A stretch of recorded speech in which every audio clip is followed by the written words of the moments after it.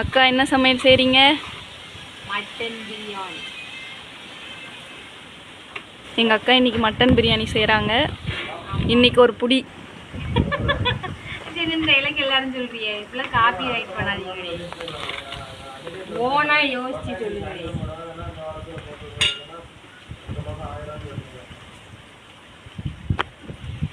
தேங்காய் எண்ணெய், ஏஆர்சி தேங்காய் எண்ணெய். கம்பெனி பேர்லாம் சொல்லக்கூடாது பார்த்துக்க. ஃப்ரீயாலாம் யாருக்கும் அட்வர்டைஸ்மெண்ட்லாம் கொடுக்கக்கூடாது. சரிக்கா, நீங்கள் சொல்லலைனாலும் அதில் பார்த்துருவாங்க. பரவாயில்ல, இப்பெல்லாம் வைக்க மாட்டாங்க.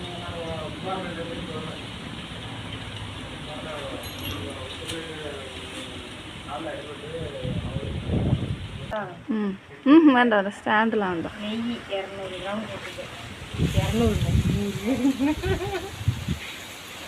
கொஞ்சம் அப்படி இப்படி தான் இருக்கும், அட்ஜஸ்ட் பண்ணிக்கோங்க. நீ கொடுக்க போய் கவுண்டர் கொடுக்காதவள.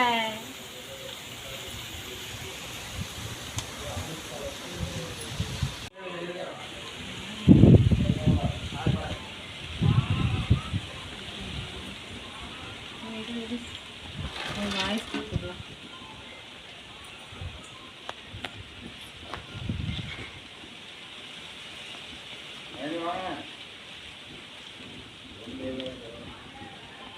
மக்களுக்கு கல்யாணம் வேற ஒன்றும் இல்லை. வெங்காயம் ரொம்ப இலெல்லாம் போட்டு வதக்க ஆரம்பிச்சிட்டாங்க. 4 ரொம்ப இலை.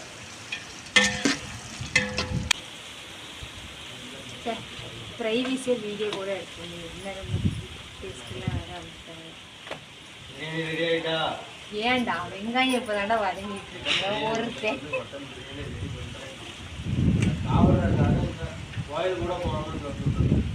நானும் அவனை கோயில் போவாதானே. 1.5 கிலோ அரிசி, 1 கிலோ 1.25 கிலோ மட்டன், அதுக்கு வந்து 3/4 கிலோ வெங்காயம் போட்டுருக்கேன். 4 ரொம்ப இலை, ஒரு 7 கிராம்பு, இந்த மாதிரி ஒரு 7 என்னது ஏலக்காய், அப்புறம் 3 பட்டை இதெல்லாம் போட்டுக்கிறேன். இன்னும் சூடாகட்டும்.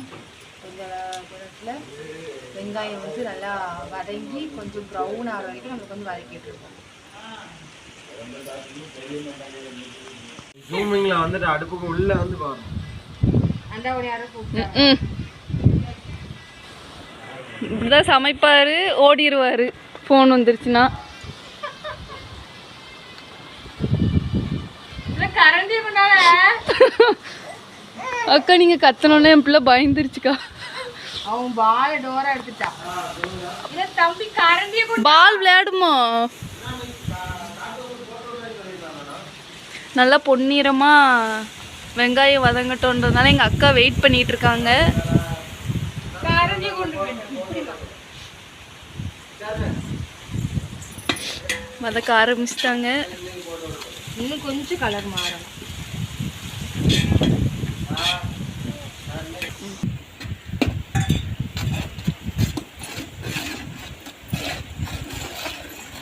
பிரியாணி மசாலாலாம் ஆட் பண்ணியாச்சு.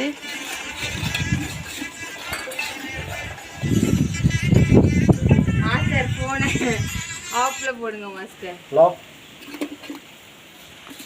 முருகனே சொல்லுங்க.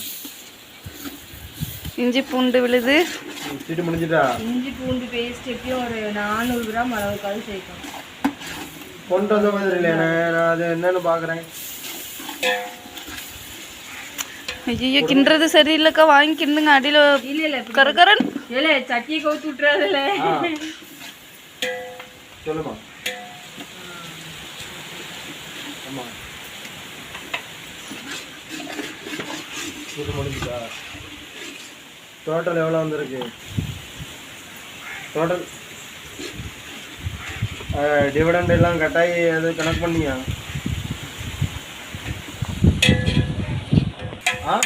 அடுத்தபடியாக புதினா கொத்தமல்லி பேஸ்ட் ஒரு 3 கைப்பிடி. ஆமா எடுத்துற முடியும்.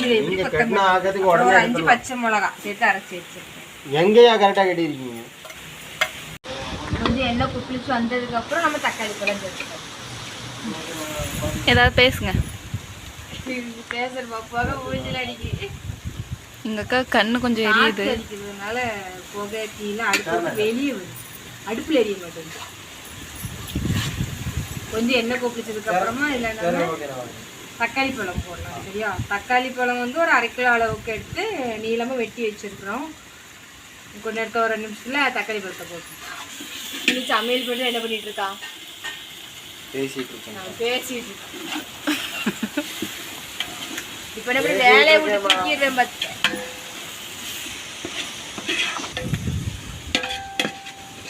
உங்க கருத்தை இப்போ கொஞ்சம் சொல்லுங்க. சொல்லுங்க. ஸ்மெல்லு நல்லா இருக்குது. இனி தக்காளி பழம் போட்டுடலாம்.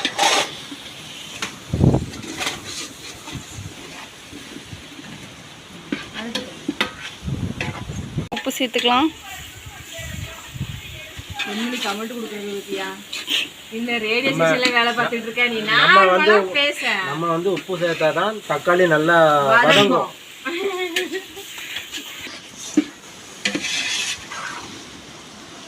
கொஞ்சம் வதங்கணும்.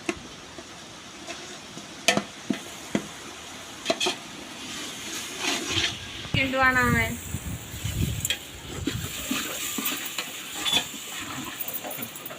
சுத்தி கிண்டுங்க மாஸ்டர். அண்டாவுக்கு வலிக்காம கிண்டிட்டு இருக்கிறீங்க. பார்த்து தக்காளிக்கு வலிக்கும் போது.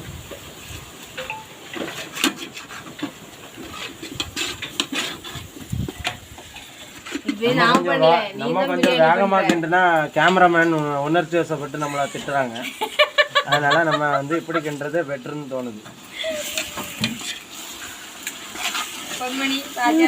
என்ன சொல்றாங்க மாஸ்டர்? தக்காளி வதங்கிடுச்சா? கறி போடலாமா? தக்காளி வதங்கிடுச்சான்னு தக்காளிட்ட கேட்டாதான் தெரியும். அப்ப கேட்டு சொல்லுங்க. நீங்க இதை பார்த்து சொல்லுங்க பாப்போம். வதங்கிட்டானே.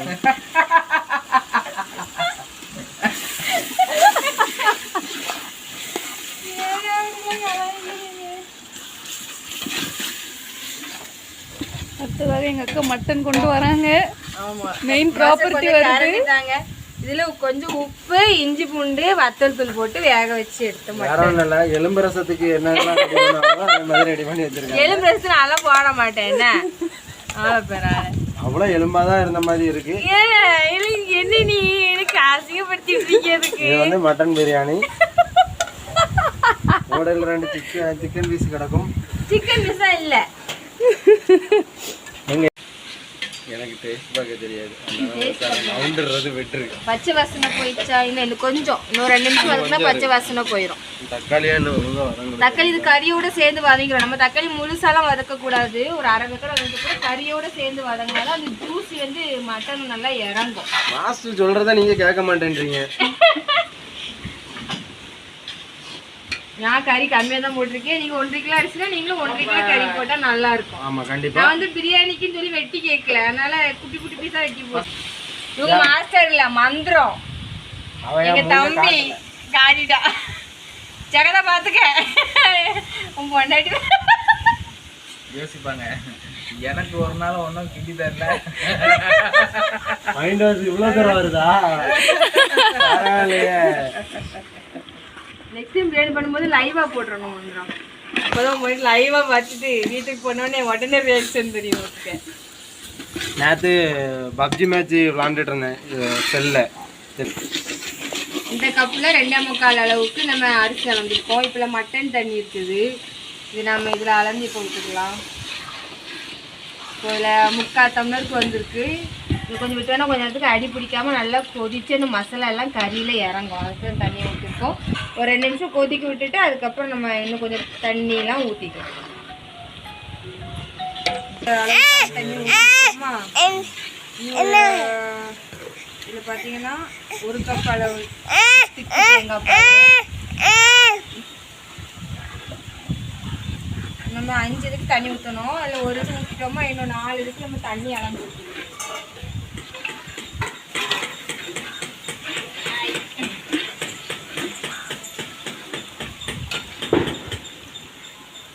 ஒன்று இல்லை 2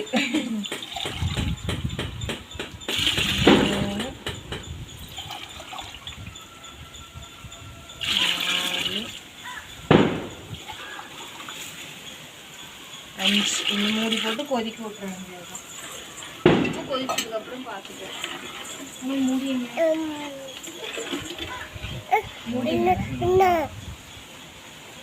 அங்கதானே நம்ம அரிசி போட்டுக்கலாம். உப்புலாம் பார்த்து அரிசி போட்டுக்கலாம். கொஞ்சம் கொண்டா உப்பு மட்டும் பார்த்துக்கலாம். இப்போதைக்கு உப்பு கரெக்டான மாதிரி தெரியுது. அப்படின்னா கொஞ்சம் போடலை.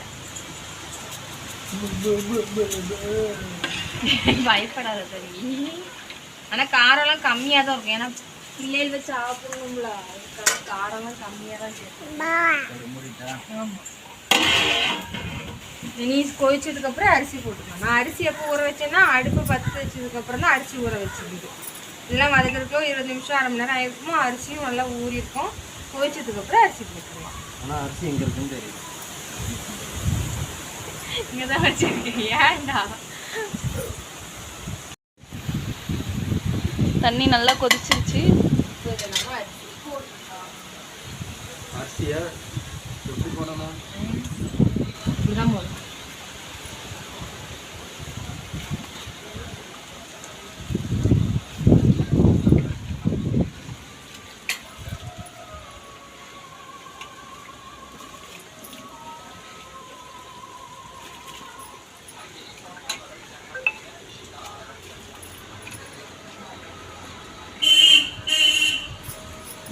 கொஞ்சம் இரு, தண்ணியை வச்சுட்டு வரேன். ஆவண்டியை போட்டு ஆமாம், என் வண்டிக்கு சவுண்டு தான் கேட்குது. யாரோடைய போடா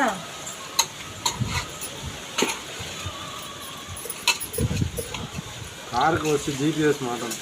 ஜிபிஎஸ்னா இந்த எங்கேயாவது போனால் தெரியுமே அதுவா?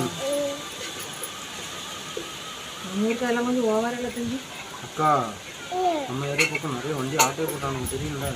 ஏன்டா வண்டி தான் வாங்குறீங்க? வாங்காதீங்க, சைக்கிளில் போங்க. சைக்கிளே வண்டியை தூக்கும்போது சைக்கிள் தூக்கணும். சத்தமாக பேசுறீங்க, தான் பேசிட்டு இருக்கேன். அந்த பிள்ளை வீடியோ எடுக்குதுல்ல.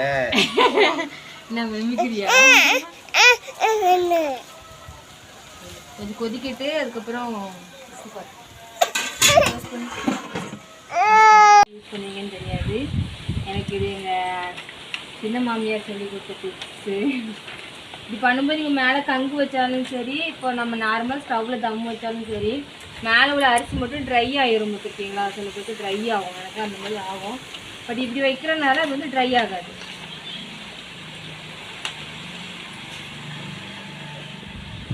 இப்போ நம்ம இது வந்து மூடி போட்டு க்ளோஸ் பண்ணிவிட்டு 20 நிமிஷம் அப்படியே தம்மில் இருக்கட்டு. அதுக்கப்புறம் நம்ம அதை ஓப்பன் பண்ணி பார்த்துக்கலாம். ஓப்பன் பண்ணிட்டோம். சுடுது. நீ பிரெட்டு கேட்டல அம்மா பரண்டாதம்மா. ஓகே, ஆளுக்குள்ள கலந்து கிடைக்கும். Almost ready. ஆல்மோஸ்ட் ரெடி தான். ரெடி தான். ரெடி ரெடி ஆயிடுச்சு. நீங்களும் உங்கள் ஊரெல்லாம் கோயில்கள்லாம் இருந்துச்சுன்னா சொந்தக்காரங்க விருந்தாட்கள்லாம் கூப்பிட்டு இப்படியே அடுப்பு கூட்டி கேலி கிண்டல் பண்ணி சமைச்சு சாப்பிட்டா அந்த சாப்பாட்டில் உள்ள ருசியே தனி தான். ஓகே, அவ்வளோதான். சாப்பிடும்போது வீடியோ எடுத்து போடுறேன். என்ன அதான்.